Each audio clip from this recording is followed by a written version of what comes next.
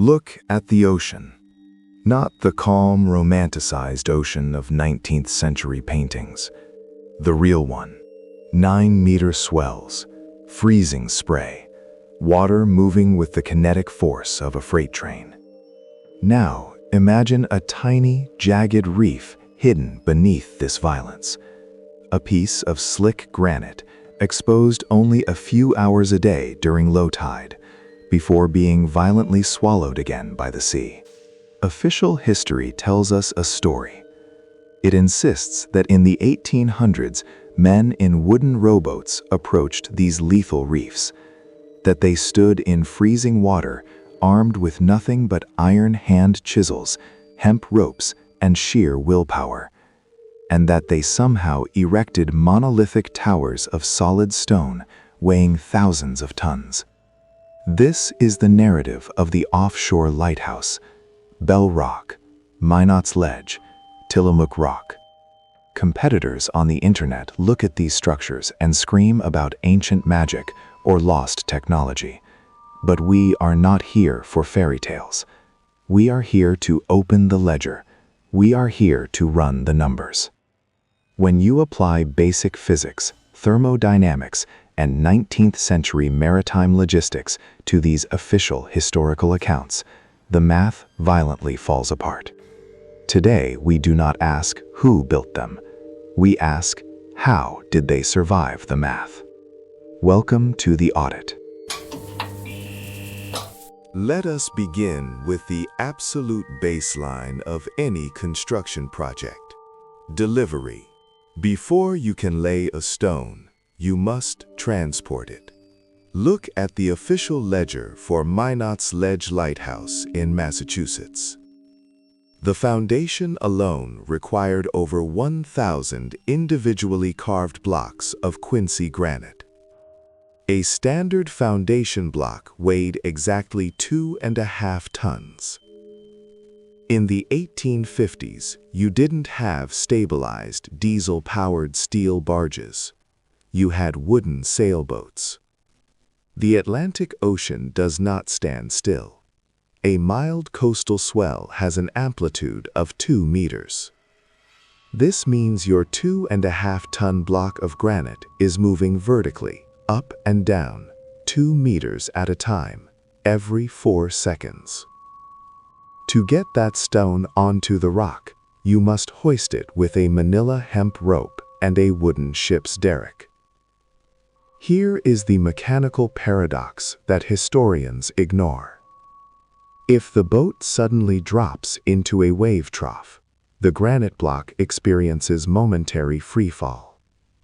When the rope abruptly catches that falling weight, it generates a dynamic shock load. A 2.5-ton static weight falling just 1 meter multiplies its force by 3. That is 7.5 tons of instantaneous kinetic energy slamming into a 19th century hemp rope. A standard 3-inch hemp rope from that era has a safe working tensile limit of barely 2 tons. It snaps. The block crashes through the wooden hull, and the ship sinks in minutes. Without hydraulic gyroscopic stabilization, attempting to align thousands of swinging multi-ton blocks onto a slick rock in a freezing swell is not just dangerous. According to the laws of physics, it is statistical suicide. Yet the official ledger claims they did this flawlessly. Block after block. Year after year. But let us suspend disbelief. Assume they somehow defeated gravity and inertia to deliver the stone without sinking the fleet. We arrive at the next mathematical impossibility: the foundation. Take the Bell Rock Lighthouse off the coast of Scotland, built by Robert Stevenson. Construction allegedly began in 1807. The official narrative states workers carved a perfectly level, 42-foot diameter circular foundation pit, 2 feet deep, directly into the jagged bedrock. The Bell Rock Reef is submerged under 12 feet of water. It is only exposed for a maximum of 2 hours a day during extreme low tide. Let us audit the time. Due to lethal winter storms, ships could only sail to the rock during the brief summer months. According to Robert Stevenson's own official diary, in their first season of 1807, the crew logged exactly 132 hours of work on the reef. To excavate a 42-foot circle, 2 feet deep, you must remove approximately 2,700 cubic feet of solid rock.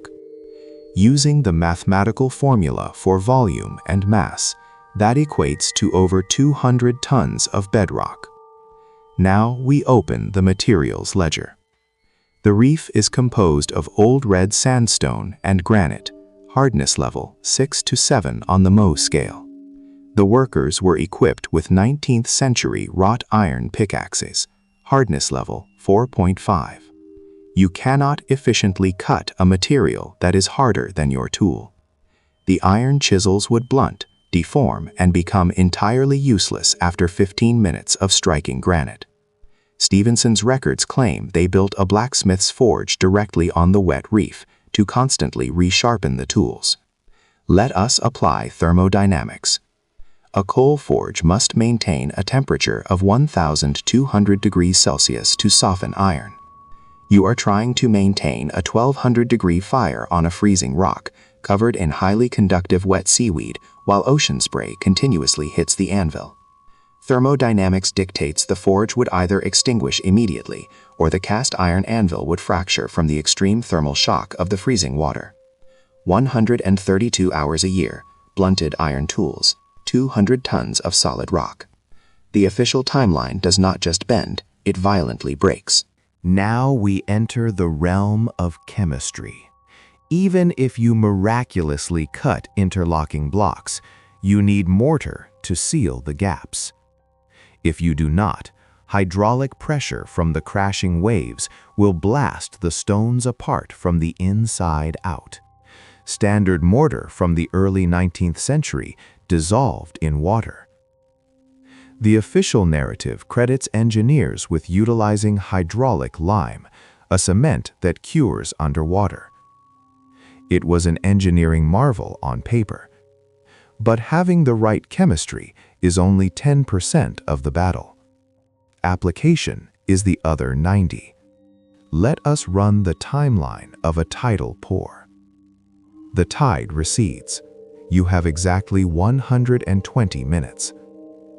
The rock is completely soaked in salt water and covered in marine slime.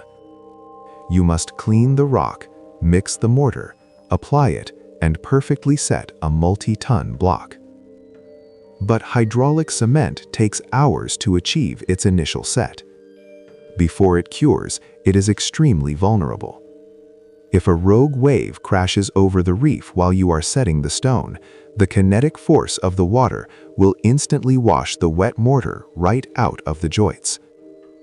Furthermore, saltwater contamination ruins the chemical bonding process of lime. If the joints are not perfectly sealed, the next winter storm will force highly pressurized water into the microcracks. This creates a hydraulic wedge. The ocean essentially turns into a slow-motion bomb, exploding the masonry from within.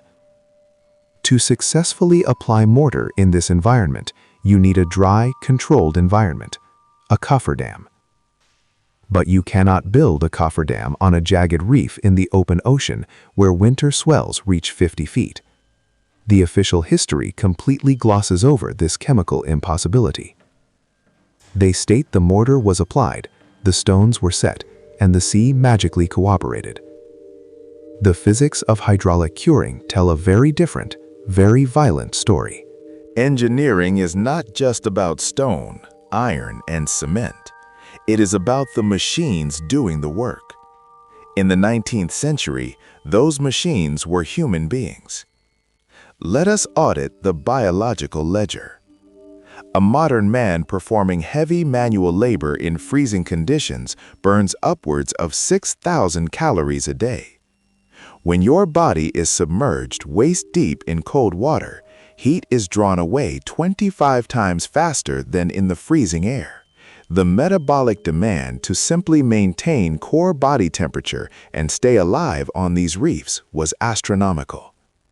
Where was the fuel coming from? The workers lived on violently rocking wooden transport ships moored miles away, or in terrifyingly fragile wooden barracks built on iron stilts directly above the crashing waves.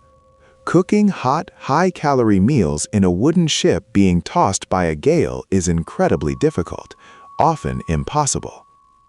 Fresh water could not be pumped. It had to be delivered in heavy wooden casks. If a storm rolled in, and storms in these regions routinely lasted for weeks, supply ships could not approach the reef. The men would be trapped, no fresh food, dwindling water.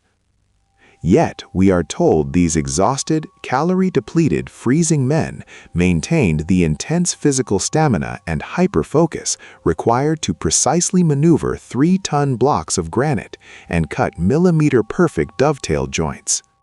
Have you ever tried to swing a heavy hammer while standing waist-deep in moving water? Water resistance absorbs the kinetic energy of the swing. The cold rapidly degrades muscle function and fine motor control. The human engine requires massive amounts of fuel and rest to function accurately.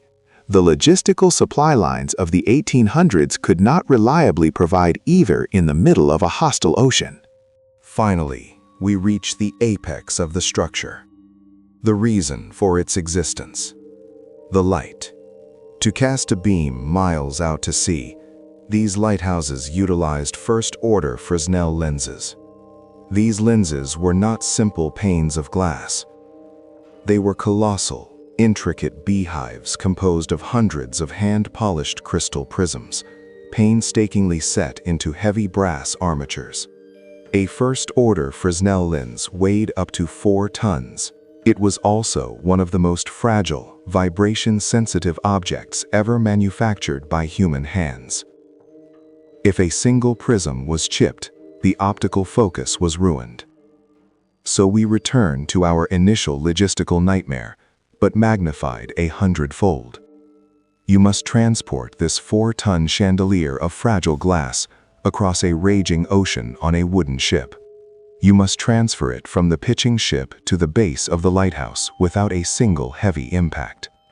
And then, using 19th century block and tackle, you must hoist it vertically, more than 100 feet in the air. You are doing this in high coastal winds. A 4-ton object hanging from a 100-foot rope acts as a massive pendulum. One sudden gust of wind, one snapped guide rope, one severe drop of the ship's hull during the initial lift. The glass shatters against the granite tower, the brass bends, and years of European manufacturing are destroyed in a fraction of a second. Yet, according to the historical records, these massive, delicate lenses were installed in offshore towers across the globe, with barely a footnote about the sheer statistical impossibility of the operation. When you look at a photograph of an offshore lighthouse, you are looking at an undeniable physical reality. It is there. It exists. It withstands the absolute worst fury of the ocean. But when we close the history books and open the engineering ledger, the math absolutely refuses to balance. The kinetic energy of delivery, the biological limits of the workforce, the thermodynamic failure of the tools, the chemical realities of underwater mortar, and the sheer absurdity of hoisting thousands of pounds of fragile glass in a gale. The competitors will tell you this means they were built by a lost advanced civilization. We do not make those leaps. We do not deal in the supernatural. But as auditors of history, we must state the physical facts clearly. The official methods, the timelines, and the logistical records provided for the construction of these deep-water monoliths in the 19th century are mathematically, physically, and logically fabricated. They did not build it the way they told us. The ledger remains open. Stay vigilant.